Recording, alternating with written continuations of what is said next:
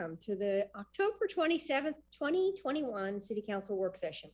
Thank you for joining us. In this remote meeting format we're using as our state and community continue to deal with the COVID-19 pandemic.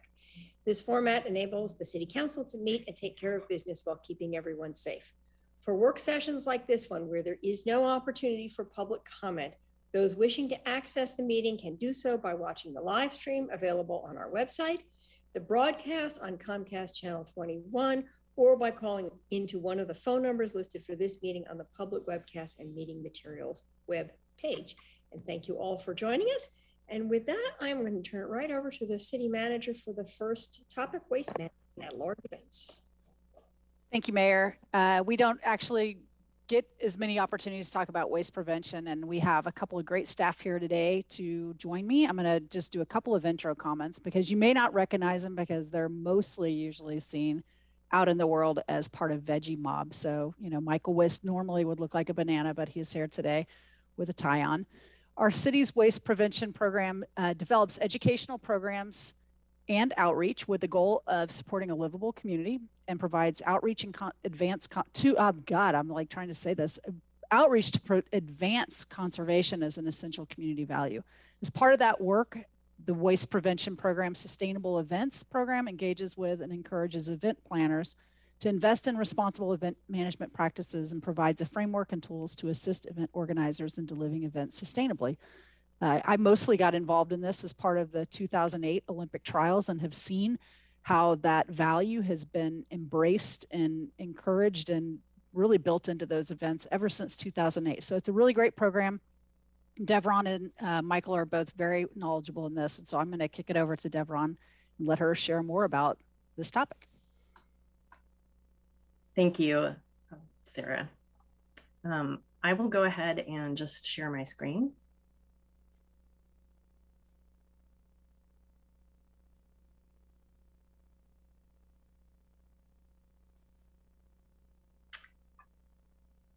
So thank you, councilors and mayor, for the opportunity to share information about event sustainability.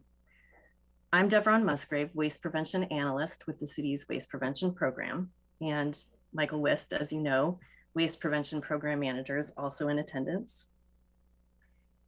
We're here today to share information with council related to a council poll on waste management at large events. I'll be talking about the city's Sustainable Events Program and sharing some background on the role that the city's played in supporting events, as well as talking about our current efforts to make Eugene a welcoming destination for green events. Since 2014, the Sustainable Event Program has provided related technical support to event producers, and the program hosts free digital tools on our web pages for calculating event-related travel emissions, and also for reporting on sustainability and waste diversion efforts. The program also provides event producers with information about waste prevention policies approved by this council that apply to all events hosted in Eugene, such as the bag ban and the polystyrene and single-use serviceware ordinances. Additional program resources include recycling and food waste bin loans and low-cost access to a fleet of water bottle refilling stations. A little bit more about the travel emissions calculator tool that we have on the web pages. Since transportation represents a significant portion of an event's environmental impact, the Sustainable Events Program developed this tool as a resource for organizers to calculate the amount of greenhouse gases created by event travel. This free tool allows organizers to measure travel-related carbon impacts and can be adjusted to see how reductions or increases in miles of air travel can significantly impact the total carbon footprint of an event. This tool has been popular with other cities across the US as part of their own efforts to measure event-related travel. The Eugene Airport also offers passengers a simple way to reduce the carbon footprint of flying to an event through the Good Traveler program, which gives visitors to our region options to offset the carbon impacts from their air travel. The city is also working to reduce event transportation impacts by supporting Cascadia Mobility, the new nonprofit operator of Eugene's bike share program, Peace Health Rides. Cascadia Mobility also provides bike parking and bike valet services for events. And managed bike parking can reduce the amount of event parking needed for cars. And when bike parking is placed close to the entrance of a large event, biking can actually be more convenient for attendees than finding car parking. We're also excited to share that we're working with our sustainable event program partners toward developing a reusable dishware pilot to help reduce or replace disposable dishware and utensils at events. It'll be challenging to figure out, but there is a real need in our community for alternatives to single-use serviceware at gatherings of all sizes. In addition to event production resources, the program provides producers with information about city requirements that apply to events, such as the previously mentioned bag ban and polystyrene and single-use serviceware ordinances.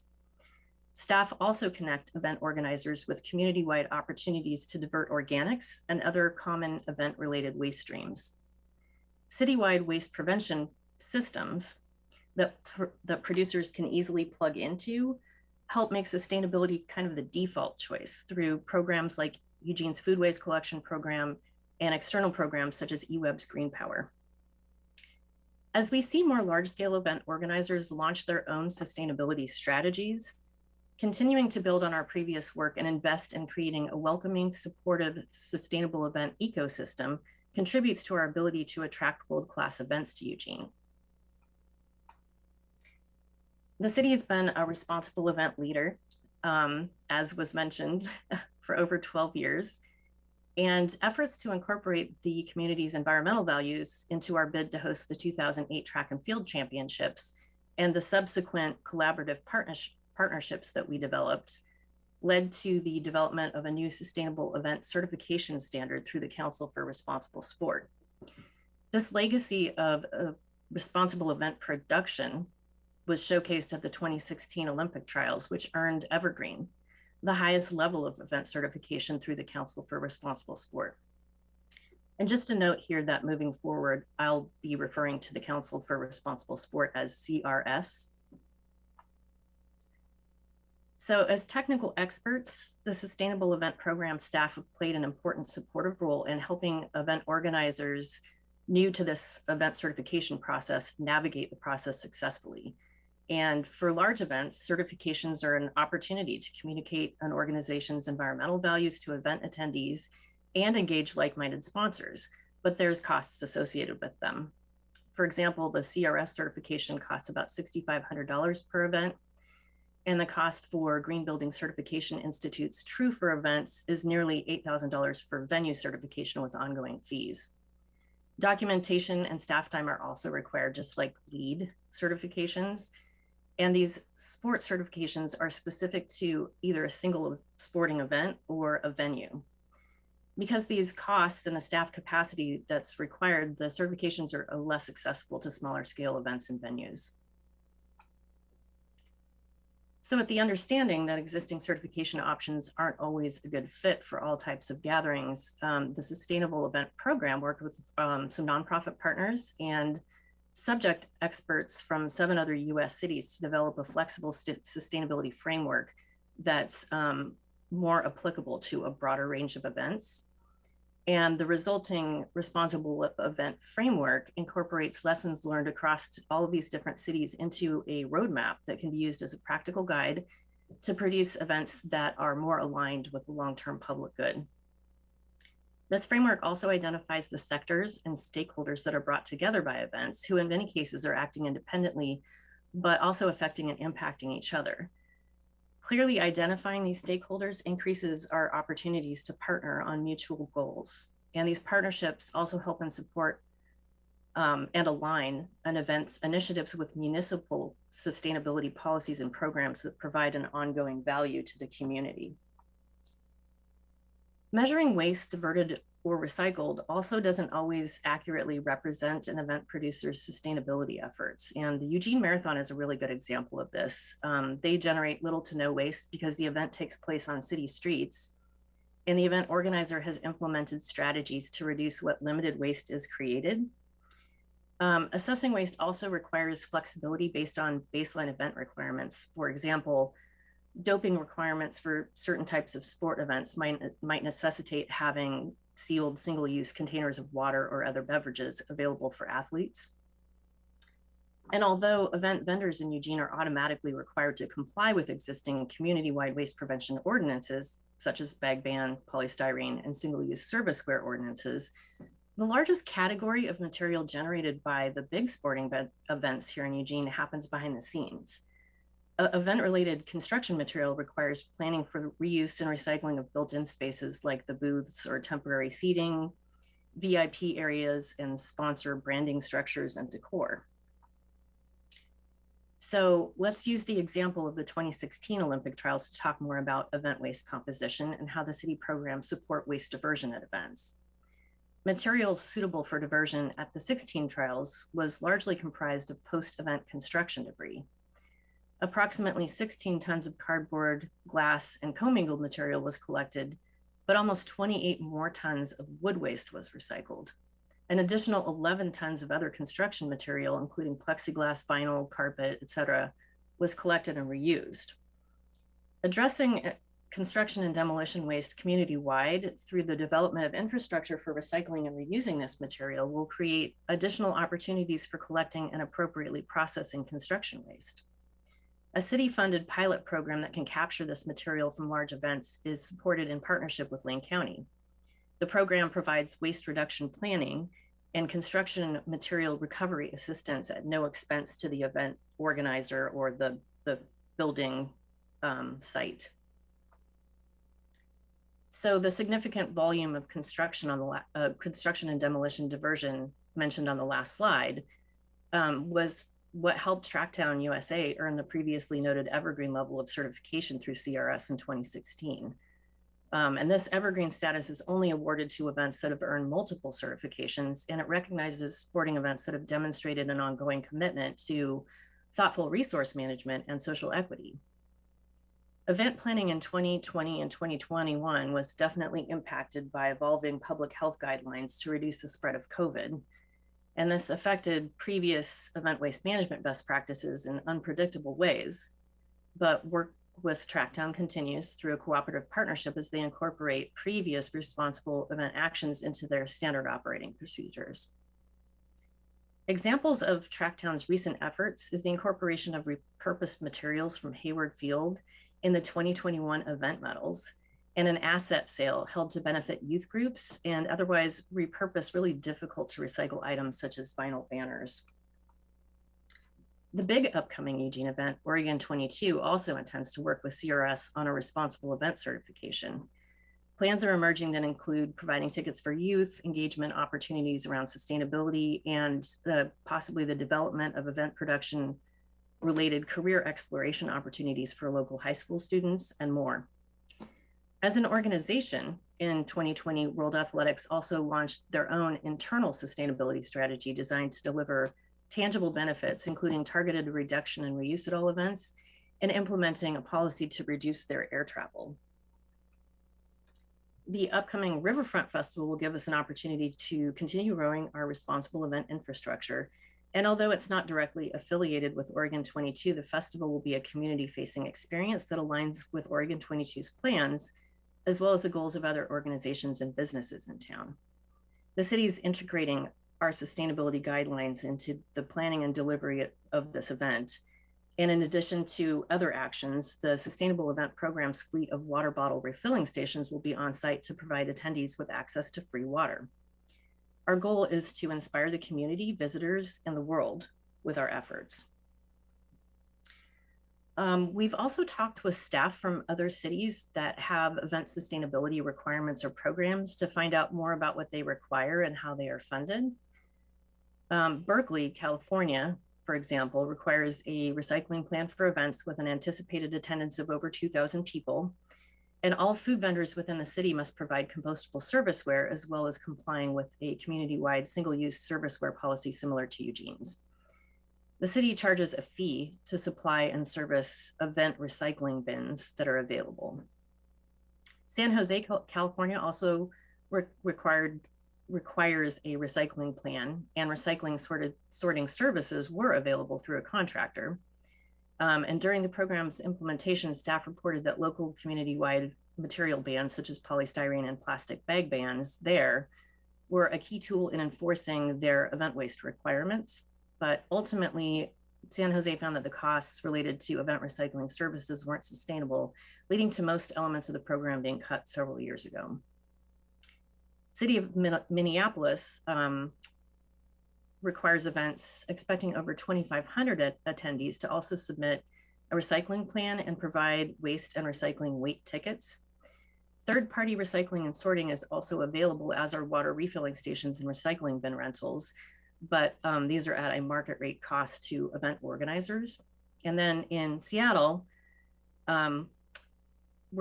they require all food service vendors to serve beverages in recyclable containers, and for events to provide recycling and compost collection bins. Seattle actually pays a third-party provider to work with events on this compliance, and the event producers have to pay directly for any recycling assistance, collection, or other services that are required to be in compliance. Now in Eugene, the Sustainable Events Program currently works more collaboratively with event organizers, providing flexible guidelines to allow for a wide variety of events to be produced responsibly. Providing support, resources, and event infrastructure has been key to the success of our program so far, as well as thoughtful community-wide waste prevention ordinances, which are an essential component of reducing event waste. We'll continue to connect with the Sustainability Commission as our work on the Sustainable Events Program evolves. And in closing, infrastructure, regulations, and programs that solve waste issues common to not only large-scale events, but other community activities have been helping us support event stakeholders as they collectively move towards models and strategies that deliver environmentally sustainable, economically viable, and socially responsible experiences. Thank you very much for your time, and I would like to open it up for questions. Thank you so much for that presentation. I find it absolutely interesting and compelling to think about how to track the impacts of these large events that we continue to promote and advocate for, and yet they present us with a pretty big challenge in terms of travel, expense, and waste. So I'll be interested to hear what counselors have to say, and then I have a few questions myself, but I'll turn it over to you, Alan. I think I can just sum it up in 3 words. Wow, good work. I think this is quite amazing. What is there a effort, notion to go to zero waste on these big events? Has anybody ever done that?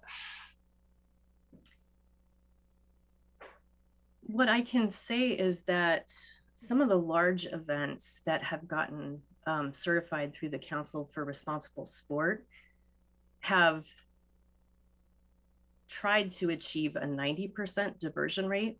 And as far as I know, that's as close as anyone has come to a zero waste event. Your comment about dishes and stuff, prompted a common discussion in our household, which is, why don't we have tool libraries? So is it possible for the city to have like a dish and utensil library where people can check it out? I think we're in the very early stages of trying to figure that out. I can share that Lane County Waste Management does have a loan program for dishware for events. Yeah, I know that some neighborhoods, like the have events where they have their own, and they reuse they have plastic reusable bowls and things like that for ice cream socials and stuff like that, like Laurel Hill Valley does, and they just reuse them, and some they just keep them, and other people can use them, but I know that's happening in certain places. But I think it'd be a great idea for the city of Eugene to be able to do something like that. Thanks. Emily. Thank you. Can you hear me? I don't know if there's a microphone. Okay. I brought this poll on both for myself and the Sustainability Commission. We've waited a while. The Sustainability Commission's Waste Reduction Committee sent us some recommendations. I couldn't find the email or agenda it was attached to, but they wrote it on January 5th and it was put on the website in June.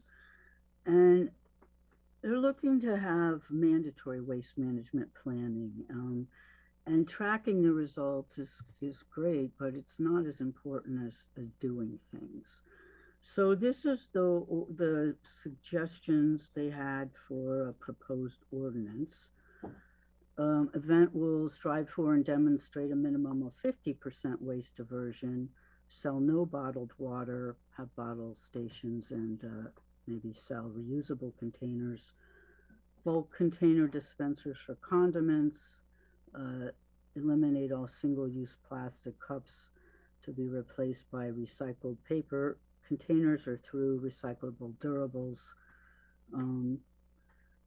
sort and recycle waste, unused food sent to food bank, 70% post-consumer recycled content for all printed materials, and submit a short waste report or have one of those special certificates. So I don't know where we want to go with that if we're really serious about the cap. This is a big place we could eliminate some carbon and problems with our landfill. I don't know what the plans are for 2022. It seemed like the Olympic trials in 2016 had a lot more management and requirements. So I don't know what the next steps would be or what the interest is in pursuing further ordinance like our bag ban and utensils. So I'm bringing that forward. I think it's a great idea to have some mandatory rules about events, and working with the university to make sure that they also do this. So thank you. Thank you. Matt? Great, thanks, Mayor, and thank you, Devrin, for the presentation. Am I pronouncing that right, Devrin? Great. I'm curious about a couple things. In particular, you mentioned the fleet of water bottle filling stations several times throughout your presentation. What's that fleet look like? How large scale is that? I saw those erected at the Olympic trials. I didn't know that was a municipal responsibility. But how many of these low-cost water stations do we have for, quote, all events? And pardon the pun, but how does the community tap into that for smaller scale events? I've got a few follow-ups. Thank you. I can address that question. We have 10 of the water bottle refilling stations. They are a mix of sort of a drinking fountain style bubbler and water bottle refilling taps. There's 6 on each.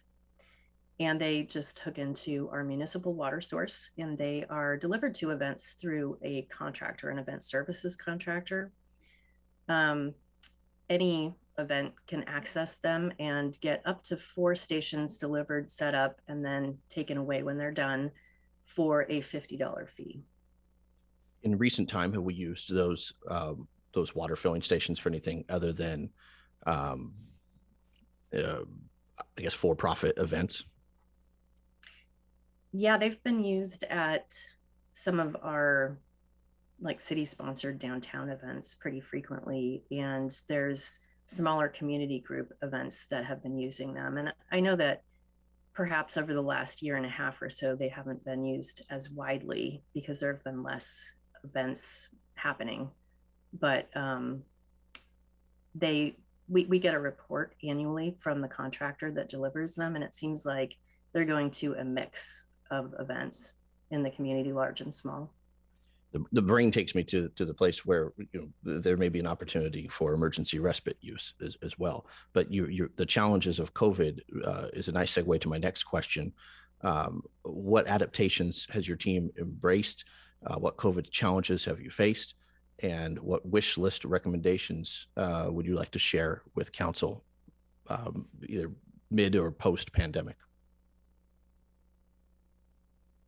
I think that what I can say is that the amount of events that have actually taken place has been significantly impacted. And I would say that's the most noticeable part of the sustainable events program and COVID intersection from my perspective. I would have to get back to you on the wish list because I haven't really thought about what our program's wish list would be post-COVID. I look forward to hearing that. Finally, in the brief window we had this summer, I was at a concert in Bend, and I overheard someone, when they're faced with a recycle or a single-use container, which, where to put their refuse. Someone said, it doesn't matter. They go through it at the end of the show and separate it. Could you dispel that myth or add any clarity around the confusion that I faced and the confusion perhaps that I overheard? That's my final inquiry, Mayor. Thanks. So because that happened in Bend, I can't speak to whether or not they actually do what is usually called a post-sort of material generated in an event. There have been several instances of large events going to doing that after a big event. And I think what the impacts are relatively questionable with those, given that the largest volume of material that a lot of these events generate is actually that behind the scenes construction material. And they tend to be very expensive. That was sort of what San Jose was facing. And that's why they ended up deciding that it was not sustainable to continue doing that. Thank you. Thank you. I have a couple of questions for you. I am actually really interested in that travel calculation and the impacts. And I wonder, you mentioned that there are some efforts to reduce air travel. I'm just wondering if you could be a little more specific about how events are looking at the impacts of air travel and what they might be doing to reduce air travel and still enable people to get to their events. The sustainability strategy that the Worlds has embraced in 2020, I know that it lists reducing air travel as one of their targeted goals for their sustainability strategy, but I don't know what that actually looks like for them. The travel emissions calculator that we have is, I think, a way for event organizers to see how, if they were to reduce air travel or increase air travel to an event that they're hosting, what kind of carbon impact it would have. So it's an informational tool for them to use. So conceivably, they would use that to say, well, they're going to emphasize their more local market where people might drive or take a train or take a bus or a carpool, as opposed to saying, it feels tricky to me. So that I'm quite interested in that. I'm also I'm interested in following up on Alan's comments about the dishes and everything else. I think we have all gotten accustomed now, when you go to events, that you need a clear plastic carry bag to get in so you can be seen what you're carrying in. And it feels like there's a potential at any event for reusable dishes to be sort of part of that package of things that people purchase in order to get into an event. And the question I have about this, which I have had about plastic bags also, is when we shift from not using plastic bags and reusing cloth bags, really is the lifetime emission reduced, or is there such a impact of producing the fabric bag and shipping the fabric bag and marketing the fabric bag? Are we actually reducing our emissions in that process? And I don't know if you've seen studies like that. I mean, just as we think about what dishes are we reusing and how are we manufacturing those, and is that actually reducing our carbon footprint? That's a really great question, and one that Oregon DEQ has done some research into. Their life cycle analysis research is, I think, nationally viewed with some respect, and it's definitely worth a look if you're wondering about the impacts of specific items and whether or not they pencil out from a life cycle analysis standpoint. Sometimes it can be counterintuitive, but I'd say high level reusables are definitely demonstrably less impactful, is sort of what their research has indicated. All right, well, that's encouraging. That's encouraging if we're following that path, that has borne itself out. And then, just a final question, the consistent large events that we have are at this time of year, University of Oregon football games and then basketball games and baseball, all of those sports. So I'm just wondering, where is the U of O in partnering with us on responsible sports? Well, the campus operations component of University of Oregon that does most of their internal waste management and recycling is the home of their Campus Zero Waste program. And they do a lot of really great work when it comes to student outreach and providing event recycling for events. And their support services are very similar in the sense that they are collaborative and voluntary. They don't actually serve any of the athletics facilities, but I did have a chance to talk to the assistant athletics director about this. And in addition to having, a handful of their games certified through a variety of different certification opportunities, they're also a member of Pac-12 Green Team. And so it's on their radar. I did discover that they do like a post-game collection of all of the recycling before they actually clean up the inside of a facility. So they're capturing a certain amount of that.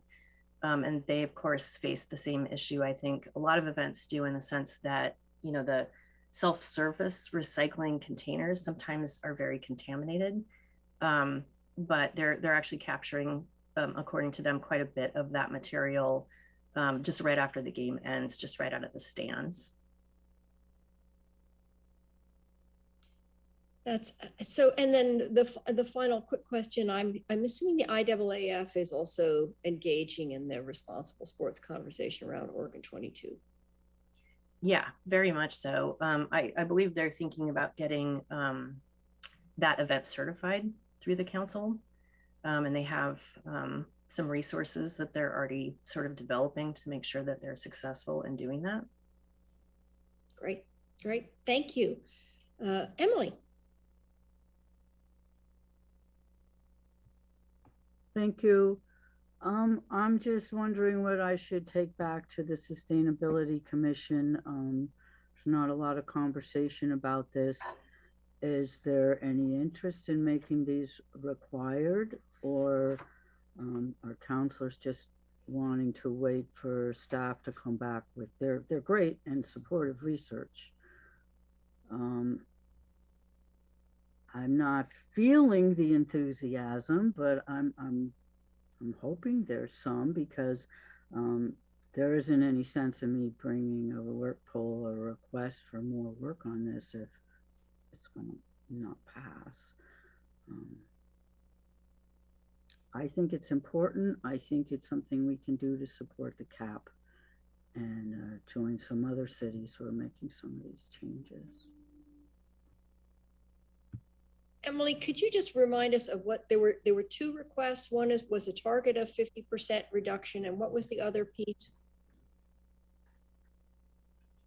50% waste reduction, sell no bottled water, okay to sell reusable cups, use the filling stations, bulk container dispensers for condiments, which is also something they're interested in for all over. Eliminate single-use plastic cups to be replaced by recycled. I'm prepared for doing it again.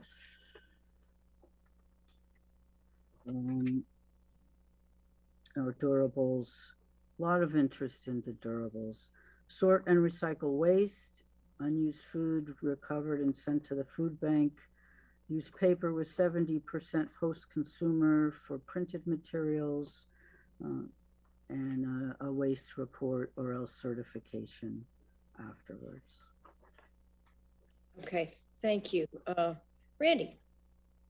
Thank you, Mayor. I hadn't said anything up to now. I'm supportive of the work. I think it's good work. It's an impressive presentation, but I feel like I need to respond to Councilor Semple's comments about the single-use items. I think those are laudable goals, but I think we also before we get a bunch of things into codes or ordinances, we kind of need to see where things are going to shake out as we come out of the pandemic.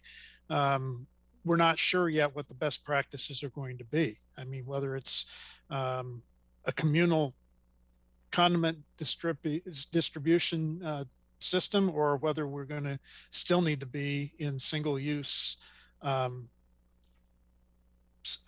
applicators. So, I mean, it feels to me that some of that work is still a little bit premature until we know what the conclusions are from the pandemic. Thank you. Claire. Yeah, thank you. Sorry, Emily, I'm actually not feeling great right now, so I'm not my normal engaged self, but I definitely appreciate the work and the presentation. I think Randy makes a good point about some of the particulars that we might consider maybe need to wait until we see where the public health recommendations go in terms of COVID.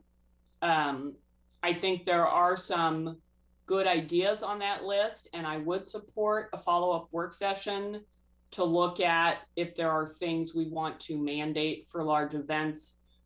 There might be some that are slightly different from the recommendation. For example, taking unused food to the food banks may not be practical depending on how that food was prepared and stored during the event. I know the Lane County Health that certifies, food trucks and restaurants, has some pretty strict rules about that.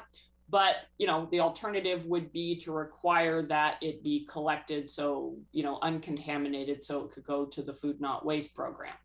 So I think there are ways that we could continue this conversation and delve into whether or not there are things we want to dictate in terms of specific actions or requirements, and I'd be supportive of a work session along those lines. Thank you. Let's see, I'm going to go for Jennifer for a first round here. Thanks, Mayor, and thank you, Emily, for reminding us we need to make choices before we end our meeting.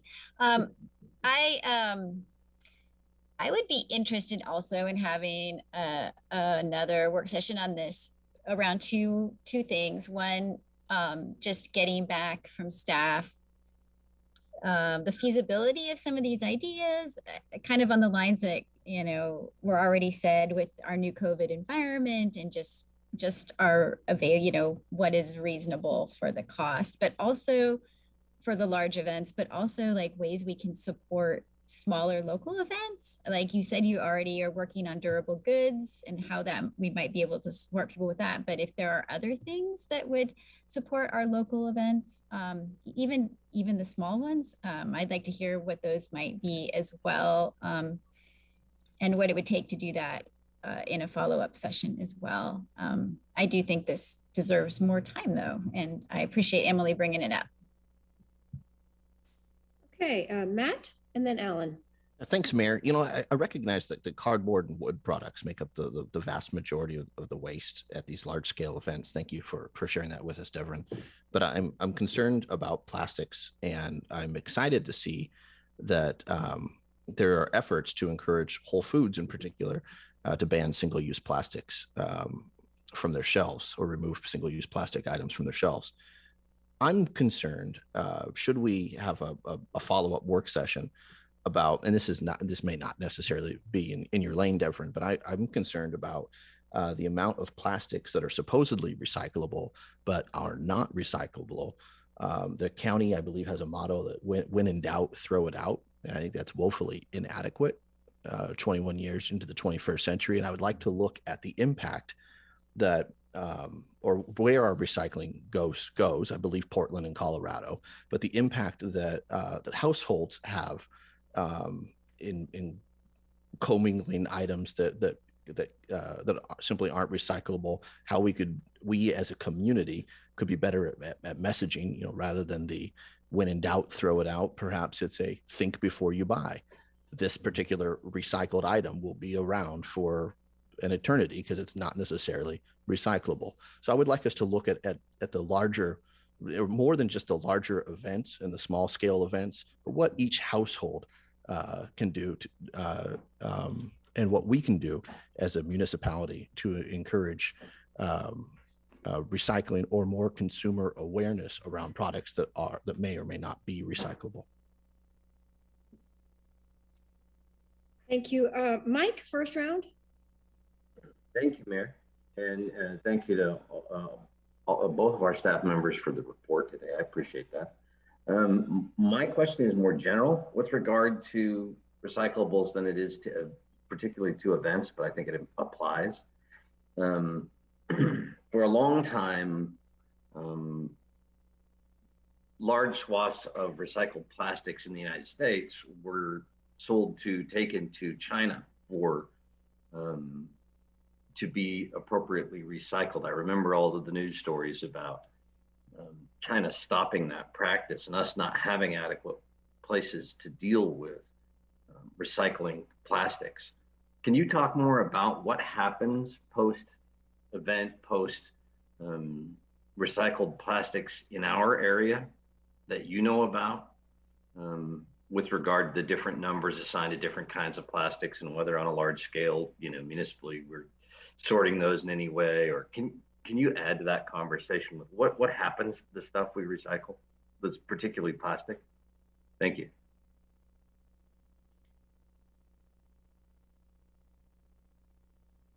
That's a big question, Councillor Clark, and it's one I would be able to get back to you with more information on, but it'll be something I have to get back to you on.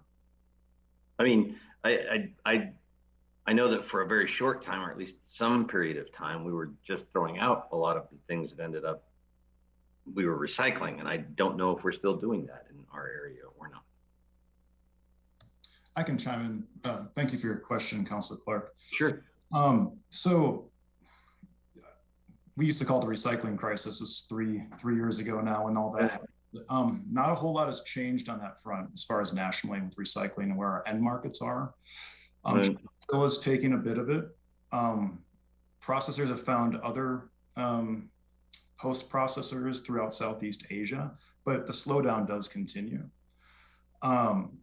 Recently, SB 582 passed up at the state, which will be putting more producer responsibility for those who are basically packaging plastics and things like that. So we'll see state regulation that will make recycling processes across all of Oregon more equal in the next coming years, and they'll be doing the rulemaking on that. They're starting that process later this year or early next year. So we'll have more information on that and how it affects us locally in the near future. Thank you, sir. I appreciate that. We put a lot of money into efforts to do a lot of recycling, and those are well spent and those are good. We've created habits in our community that I think are good. But I sure would like to see, in a place like ours that's so innovative and so forward looking on issues like this, I'd like to see us encourage entrepreneurs that might, even if we did it through cash prizes or what, however we decided to encourage people to come up with new ways to use that manner of plastic refuse that would end up in a landfill. Since I know there's so much of it that still does because of the markets that don't exist for selling it on the back end anymore. I'd like to see us encourage innovation on that. And I don't have an idea how, but I throw it out because I'd love to hear staff take that one on and create a competition of some kind, or challenge the university and the sciences departments to look at new uses of things like that. So it just occurs to me to mention. Thank you. Thank you. Alan. Yeah, following up on what Mike just said, I've actually mentioned this several times over the years, which is exactly that. In having it be an economic development strategy to deal with recycling and have local recyclers, and that might require some investment on the part of the city to either fill the gap on what it would take to make that sustainable or not, but it might be something that the community is very willing to support if we can get some local recycling. And then just on recycling, of plastics is terrible. With China, it was not so much they wouldn't take it, it's that what we were just dumping garbage on them, basically. It wasn't clean. And now when you go to the recycling events like I did a couple of weeks ago, and you can only recycle 2, 4, and 5, and they have to be absolutely clean. And some of mine were rejected, not many, but a whole year's worth of recycling in my basement. And for one, I would have had to pay $20 for one grocery bag for recycling number one. I wasn't going to do that. So that's a big problem. And maybe there's a way to get at that, but I think it's just been a problem for 3 years and it's going to continue to be. And I don't know there's a local solution unless we do some investment in it. Maybe we can enhance what we're already doing. I would like to see more info or investigation into the dish library idea and reusing things. But I also have the concern about COVID, and my guess is that the new normal moving forward is going to prohibit a lot of stuff, and that we're not going to be able to do that. And I don't think a work session on those types of issues it's going to be very productive until we get through the other end of COVID, and I'm not sure that's going to be anytime soon. So. And I'm not sure there were too many other things on that list that warrant a follow-up work session because they're mostly about reuse. But I'd be curious if Emily has any thoughts about what's left after that. Hey, Randy. Thank you, Mayor. Alan actually touched on some of what I was going to speak to, about the question of where can we recycle this? I know through my wife's work, one of her coworkers went through the Master Recycler Program or Trusted Site Recycler Program, whatever it's called, through the county. And actually, she serves as a collection point for all the employees in that business. So we save things up, and she takes it to work. They're clean the way they're supposed to be, and they get recycled. And at least it makes us feel better, and it does reduce putting plastics into the landfill, which I think is part of the goal. So maybe there's something along those lines we can look into, even if you take all the city employees and we have some place to channel cleaned recyclable plastic, at least it would take it out of the landfill. I know that's outside the venue of what we're talking about with events, but it's still, there are options out there. They just aren't as user-friendly as it used to be, sticking it into the recycle bin at the curb. Thank you. City Manager. Yeah, thank you, Mayor. I was just going to add that I think, this team has been really effective at being able to implement a lot of responsible waste management at events through partnerships and relationships and just being super creative. And it's created that sort of people wanting to as opposed to having to. I think that said, what I'm hearing from this conversation is, an ongoing desire from this council to have a bigger impact in terms of climate. And so I think if we look through this list together, given what we've heard about COVID and timelines, and let us think about, for the level of effort that goes in, where can we make a big impact, and see if there's something that would make sense. And I can commit to bringing that back, as we sort of come out of this next range of COVID. I'll stick it on my don't drop the ball list. That sounds really, really helpful. Thank you. And I just, I'm just going to close with a sort of out there kind of comment. So forgive me for this, but I'm just wondering, we have this challenge of finding local offsets, and I wonder if there's a way of having offsets that would support our recycling program. So just a thought. Maybe there's some smart person out there that can figure that out. Okay, with that, thank you very much, Devin and Michael. Really, really great. We find it very compelling. Really appreciated your presentation and all of your work. And so thank you again. And with that, we are ready to move on to our second item, this right-of-way resolutions on federal aid projects. And I will turn that back over to the city manager. Thank you. So I mentioned this on Monday night at items that we were going to bring back to you a little more full discussion about this concept of resolutions for work we do in the right of way when we're seeking funding, mostly because I feel like I want to understand what process we use going forward and whether or not this is something you're going to feel comfortable putting on a consent calendar 2 type item, or whether it's something we're going to need to be thinking about work sessions for. So I thought it'd be helpful if Jennifer Willer could walk us through a little bit more specifics on the kinds of things that we're talking about as it relates to an upcoming project. And so I'll turn it over to Jennifer and then look forward to your discussion. All right. Good afternoon, Mayor and City Council. Let me go ahead and share my screen here. I do have a few slides here. And do that.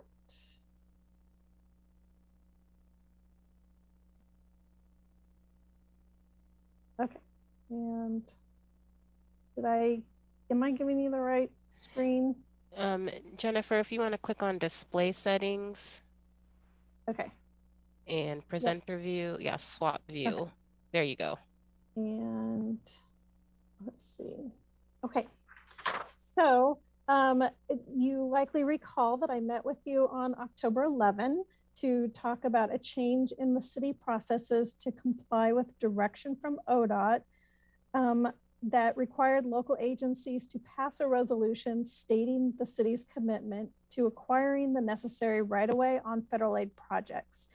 And so, as Sarah said, we just wanted to get some clarification on the process going forward on using these or actually reviewing and potentially passing these resolutions.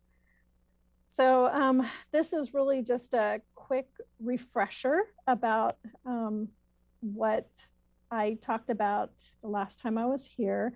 So as you recall, the city does receive federal transportation funds, which are administered by ODOT. And on the projects that require the acquisition of right-of-way, and that's whether it be by temporary construction easement or permanent right-of-way, ODOT does require the local agency to adopt a resolution, and I did include that sample template in the attached AI or in the AIS, which you should have received. And then based on the city attorney's office conversations that I've had, this resolution, I do really want to clarify that this is really a procedural formality to satisfy ODOT. Really, staff will continue to collaborate with the adjacent property owners related to potential impacts from a project and really attempt to minimize the impacts from that project and the need to acquire additional property. And as noted in the AIS, staff will have often reached an agreement with a property owner or owners prior to a resolution even being presented, because oftentimes we're going to include the final details that we've reached with the property owners in a map or the legal description that gets attached to that resolution. So oftentimes we'll already have agreements in place with the property owners when you see those. So I think I mentioned this at the October 11th meeting that the first project that you're likely going to see is the 8th Avenue Streetscape project. And on this slide, I just included a little snapshot from one of the project drawings just to illustrate a typical example. For this project, staff have identified 4 properties from which temporary construction easements are needed. And just to remind you, this project has no permanent right-of-way acquisitions needed. It's all temporary. And it is for really to match existing paved surfaces on private or county property to the new street and sidewalk infrastructure that's being proposed on this project. So what you see in this little graphic here is that there's some blue arrows that are pointing at, in some cases, depending how big your screen is, some very small hatched areas that are the example temporary construction easements that are needed. And so, for example, I mean, the north side of the street is the Lane County building there. And then on the south side of the street is the parking lot behind the Shed Institute for the Arts. And that blue arrow on the southwest corner of 8th and High is pointing at a small 38 square foot area of paving that will need to be replaced to accommodate the new curb ramp that's being installed there. And just for perspective, that's less than 2 typical sidewalk panels. And that is, you know, really common for a lot of these projects that we are doing our projects within the existing right-of-way. And so the proposed project that I talked about at the last council meeting, which we were seeking some just clarification on if this was acceptable or if you have some other thoughts, was that we would place the federal aid right-of-way resolutions on consent calendar 2. And in accordance with the city council operating agreements, those items may be pulled from the consent calendar for further discussion and consideration.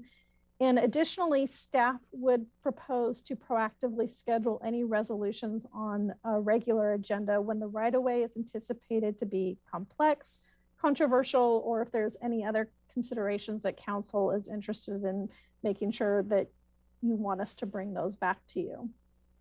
And I think the last slide here is that the AIS included a suggested motion from the city manager on if you would like to include this on the consent calendar too, but otherwise I'm just really happy to answer any questions that you have.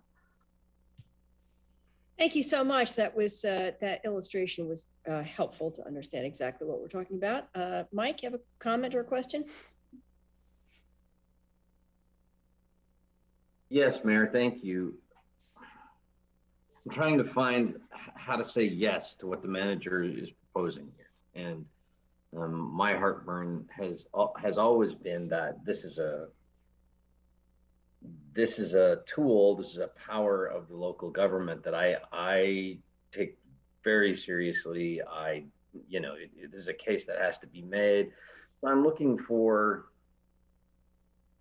the place that can help us proceed and help the staff do the sorts of work they need to do.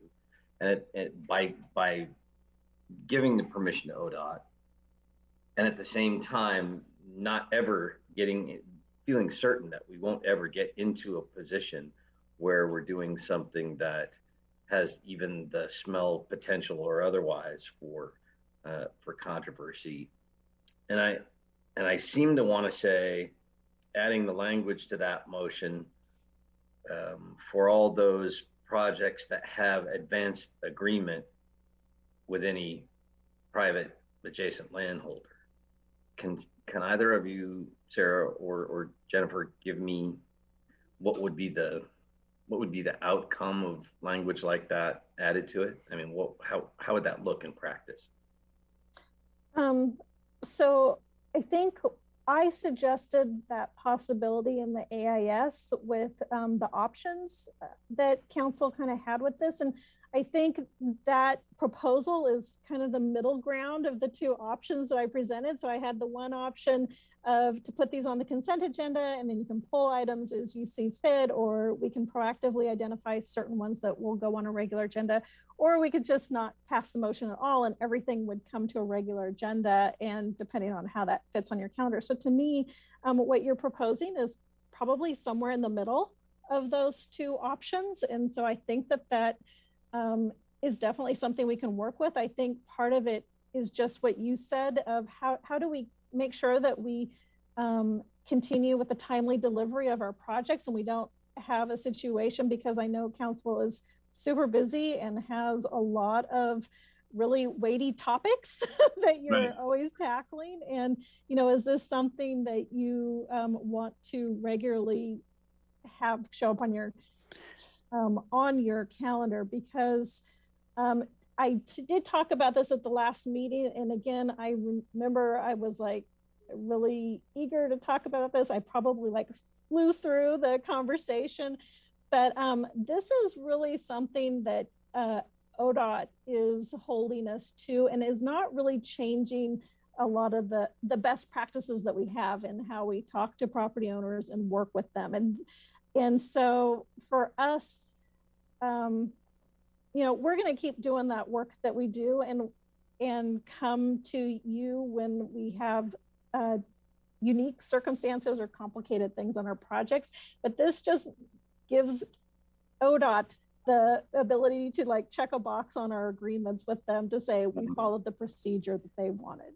So what I'm understanding though is you're looking for, so the question is, if we amend it to say projects come on the projects with advanced approval or agreements, you know, are on consent calendar 2, is that going to present a problem in how we deliver projects? And if so, you know, do we then have an alternative path for ones where we haven't gotten all the advanced approval and we bring it to an action, a different kind of a work session? That's kind of what I'm hearing. So if it doesn't present a problem in terms of how we deliver the projects, I think bringing it to consent calendar when we have advanced agreements seems reasonable.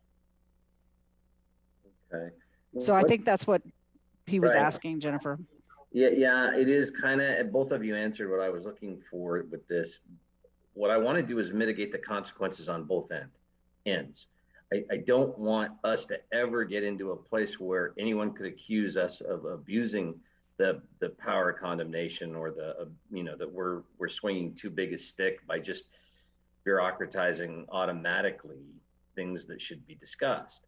But at the same time, I don't want to hold up good projects and worthwhile efforts because of ODOT's preferred process. So I'm trying to thread the needle in between it. Is there a better focus of the language than what I just suggested, Sarah? I can see Alan has some ideas here. He's trying to jump in here. I'm thinking that I'm just thinking that we would attempt, I'm just trying to think about how you would word it around just advanced, just agreeing. I mean, it's sort of an agreement and a head nod that we're bringing these to consent to, which allows people to speak during the forum if there's an issue. When we have advanced agreements in place. And if that doesn't work for us, at some point we would come back and say, this isn't working, we need to do a different process. Okay, that captures it. Thank you. Anxious to hear what my colleague has to say. Okay, Alan, you're up. Thanks for considering me a colleague, Mike. I was thinking the same thing, but from a different angle. Like this is an ODOT requirement, got that. But my guess is that 90+% of these are going to be non-controversial, are going to be non-issues. They're just going to be matter of work that we do on a regular basis with our regular process. And most of them are just going to be a non-issue. And so if you can pull up your last slide, Jennifer, second to last slide, which said proposed process, that the dark green part of it said basically what I was thinking, which was if we said these go on this slide, go back one slide down. So this part would be part A. Oop, down. One more. So if we said move to direct city manager, place future federal aid right-of-way resolutions on consent calendar, comma, and then go up a slide, unless they are complex, controversial, or council has indicated they want further discussion, those items will be placed on a regular agenda as a regular agenda item. So it says the standard operating procedure is that 90% plus are probably going to be non-controversial, and we'll put them on the consent. But if it's complex controversy or the council wants to pull it, then we would pull it and put it on a separate item. Does that work? It works for me. I move to amend. Yeah. Second. I'll move that as a recommendation. Okay, and I let Matt speak first, and then we can put that proposed amendment on the table. Thanks, Mayor. It sounds like there's already a second there between the Councilor Clark and Councilor Zelenka show. So, but if we need a second, I'm happy to do it and happy to support it. I think it's a common sense solution to some. I had the floor, so I made the motion. So Mike could second it if he wants. Okay, great. That's great. Thank you. I had similar concerns about consistency and transparency. The only question there is that would be if we can go back to that slide with the amended language, please. I am going to get so good at sharing my screen. You're going to be good at this, Jennifer. Thank you, Jennifer. Thank you.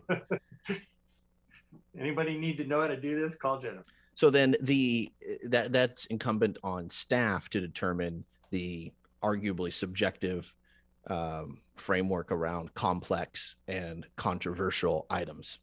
And from a transparency viewpoint, I don't know how comfortable I am with that.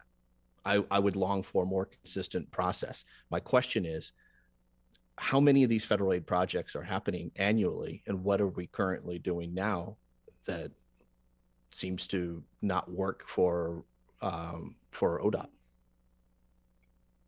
So we probably have, I would say, 6 or more projects going on every year that are federally funded.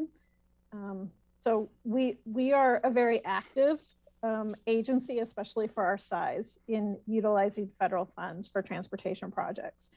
And this, we have not, so in the 16 years that I've been at the city, we've never come to council and asked for this resolution be passed because we understood that ODOT wanted this to be passed, but our reading was that we didn't need to bring a resolution to you unless we wanted to go to exercising our eminent domain. And ODOT is saying that, no, we want you to pass this by fact that you need any right of way, whether you're going to that process or not. So from our perspective, we're not actually changing any of our process and procedures of how we go about delivering projects. We're still going through doing all the steps that we need to do to design projects, work with property owners, negotiate what we both will feel like is a mutually acceptable and fair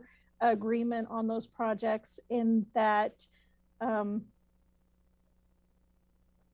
of, as I said to Councilor Clark, for us, the new change to the process is just bringing this resolution to you as a body to satisfy ODOT, but it actually doesn't give us really any different procedure or process on how we actually are delivering our projects going forward, unless you wanted to, I suppose. I'm going to jump in here and just before Councilor Zelenka goes and just say, this is I realize that it feels subjective, but this is actually what you asked me to do on many things. There are many things I bring to you that I'm like, this feels like this is something council's going to want to weigh in on, and we bring that. And so I think with the stopgap of, unless we have all, we have the agreements, I think it's a little bit of a trust. I understand that you're trusting our judgment about what's going to be complex and controversial, but I feel like we do know this council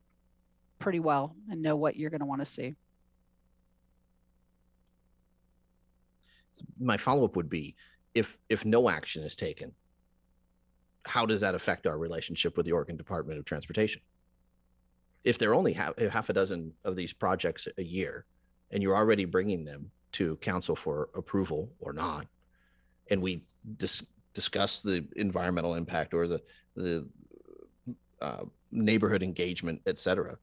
But what if it remains an agenda item open for discussion? How does that change our relationship with ODOT if no action is taken? So I'm not entirely, I guess I need some clarification. Are you saying that we don't put these on the consent agenda and you just would like to talk about every project that comes up? No, I think he's saying if we don't do it at all. If we don't do it at all. So unfortunately, ODOT says that this is a requirement in our IGA for the funding, and they are claiming that it somehow puts our federal funds in jeopardy by not following through on the terms of our IGA. So I guess I'll leave it at that. That is what they're telling us. Even though I said it's 6 projects, it is millions of dollars every year that we're spending on projects. So it might be a small group, but it's a lot of money. I understand. I get that. Yeah. Thank you. It's not my question isn't not to not do anything at all. I want to satisfy the boxes that we need to check in order to secure funds. I'm talking about the consistency around bringing an item, putting an item on the agenda, or putting an item on a consent calendar agenda. I see the manager shaking her head. I don't think there's no difference. The only thing that matters is that you have passed that resolution. Okay. Okay, I'm Alan and then Mike.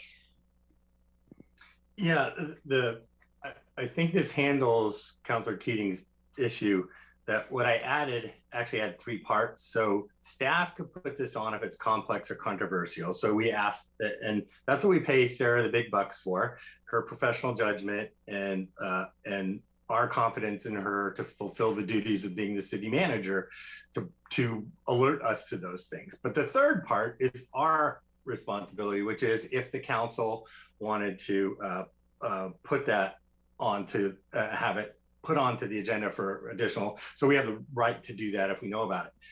The last safeguard is that if it's on the consent, and most of these will be on the consent because they're not going to be big deals, or they're agreed to before they even get to us, then if it's on the consent calendar, council always has the opportunity to pull a consent item agenda off the agenda and talk about it. So there's sufficient safeguards for transparency and for council oversight. And that's similar to how we do many, many things in the city of Eugene, where in our form of government, we rely on the city manager to implement policy and do the day-to-day management of the 7 billion things that it takes to run a city over a year.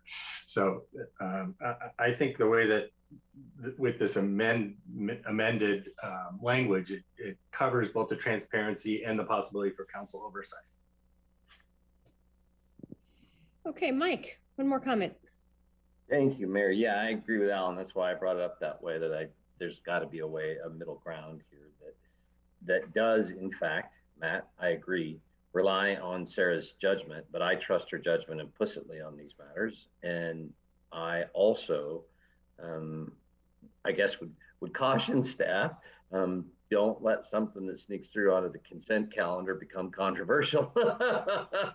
Err on the side of caution here as the future goes, I would say. Thanks. Okay, I think we're ready. So Alan, you want to just frame your motion again and put it on the table, and then we'll go through the process.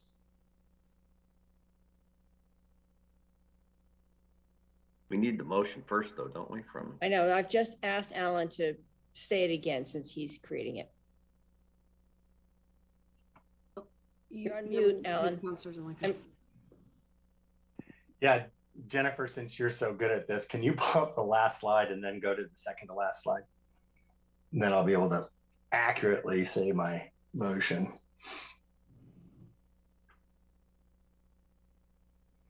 So I move to direct the city manager to place future federal aid project right-of-way resolutions on consent calendar 2, comma, unless the issue is complex or controversial, or the council has an indicates they want further discussion. Those will be placed on the regular agenda as an item. Do I have a second? Second. Thank you. I thought you were going to do it, Mike. I was actually, I had my hand up because I wanted to. Okay, so now you may, yes, Thank so you. it's I was on the going to table to say, discuss it. I'll second that. And the pre-existing agreement is an important part of that for me. I know that's your current practice, and that's awesome. I guess we can let it go with legislative intent and not need to be part of the motion, but to say that if there is not pre-existing agreement, that is by definition potential controversy. Okay. And yeah, I see with Alan shaking his head. I guess that's yes, I agree. That's a piece of legislative information for staff, I would suggest. It doesn't need to be part of the motion. Thank you. Okay, great. And Matt, another comment? Question, Mayor. It's a legal question. So to our city attorney, when we enacted a fireworks ban in South Eugene, it was south of 18th and east of Agate, meaning it didn't have to be just south of 18th and east of Agate in order to qualify for the ban. It was all it was everything in the municipality south of 18th.